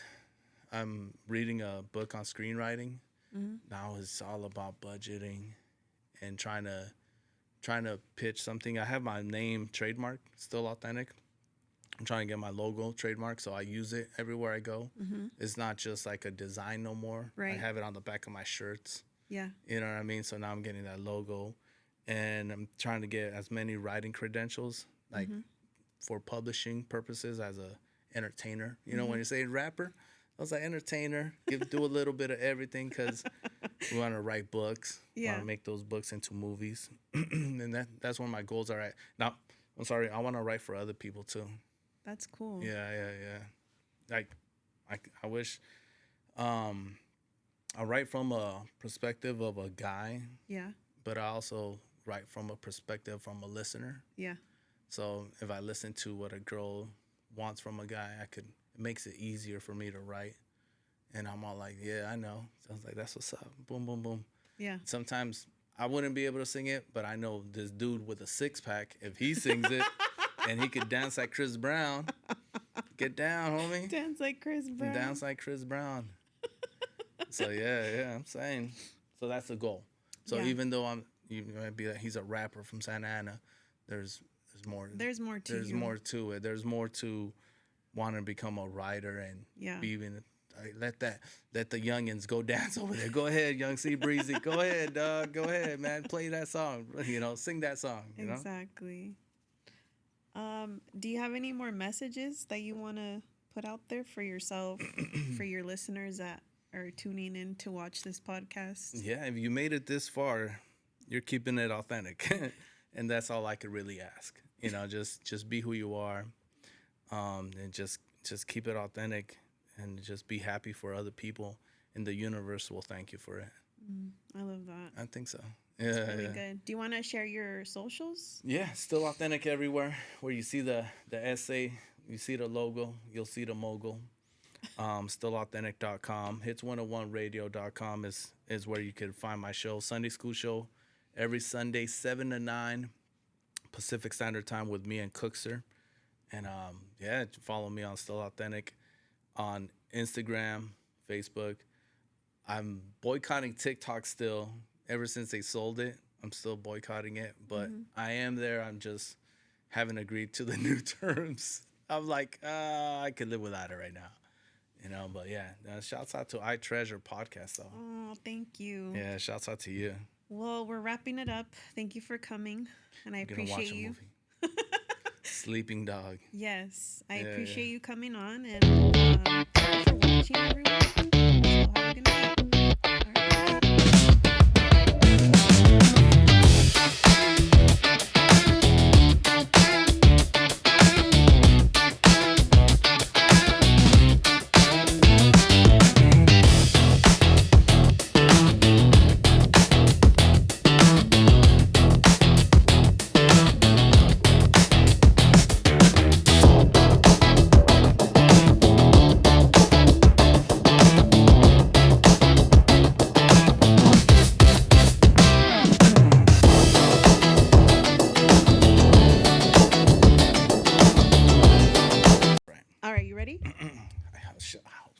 Take 7. Okay. Hold on. You tell me when. I'm gonna be like, nah. Let's get into gangster mode, Yvette. All right, let's go. But you're not gangster. Yes, I am. I'm from Santa Ana.